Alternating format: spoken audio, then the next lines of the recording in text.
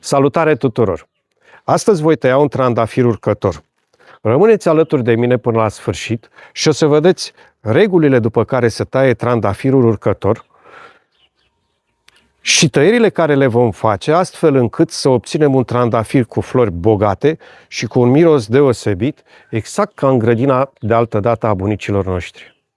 Foarte mulți dintre noi facem greșeala de a tăia trandafirul urcător exact ca pe trandafirul tufă, astfel încât să stimulăm creșterile verticale, tija, brațul trandafirului să fie cât mai lung.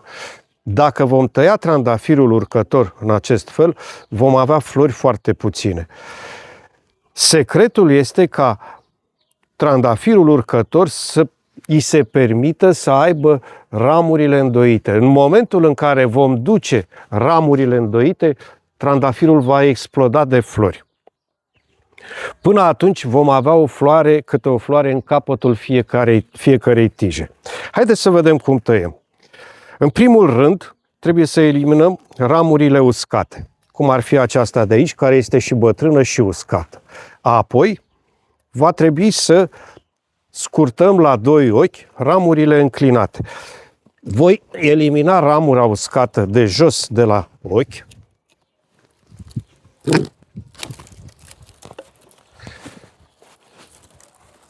Cu această ocazie am creat și spațiu deschis pentru trandafiri să intre lumina. Eliminăm și celelalte ramuri uscate și ramuri bătrâne.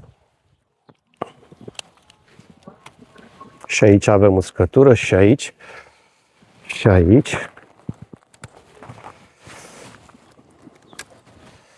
El a mai fost tăiat, acest trandafir a mai fost tăiat odată la intrarea în iarnă, tocmai pentru a-i proteja vârfurile. El este foarte sensibil la ger, îngheață la vârfuri. După ce am eliminat tot ce a fost bătrân și ce a fost uscat din trandafir, trecem să eliminăm ramurile care au o grosime mai mică decât grosimea unui creion, decât diametrul unui creion obișnuit.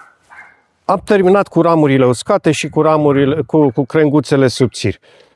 Ne uităm la trandafir și mă gândesc, îl am deschis, soarele va pătrunde în el. Ce vreau să obțin? Vreau să obțin ramuri cât mai multe duse la orizontală, de unde să-mi pornească mugurii care vor face flori multe, să-i formez o coroană frumoasă, să-i păstrez interiorul deschis. Voi elimina această crangă care pornește către interior și care îmi va umple spațiul interior. Am varianta de a o elimina de la inel de aici sau de mai după acest mugure. O voi elimina de aici și am să vă explic de ce. Spuneam la început că trandafirul urcător dă flori mai multe de pe crenguțele laterale, crenguțele duse la orizontală. Dacă o voi elimina de aici, păstrez această ramură care îmi vine pe orizontală și vor porni flori mai multe.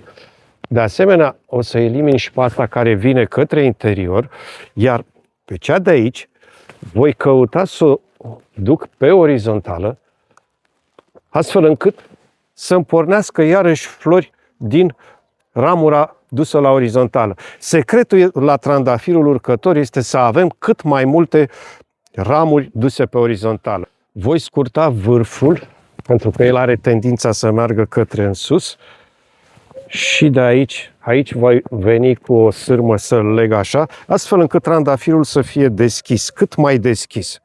Tăierile se fac la doi ochi, cu mugurile ieșit către exterior, tăierea oblică, la fel ca ceilalți trandafiri, la unghi de 45 de grade, astfel încât apa să nu rămână în tăietură. Cam așa cred eu că trebuie tăiat un trandafir. Are spațiul interior gol, soarele îl va vedea, vom avea abundență de flori aici în partea interioară și pe ramurile laterale, exact ca un tablou va fi.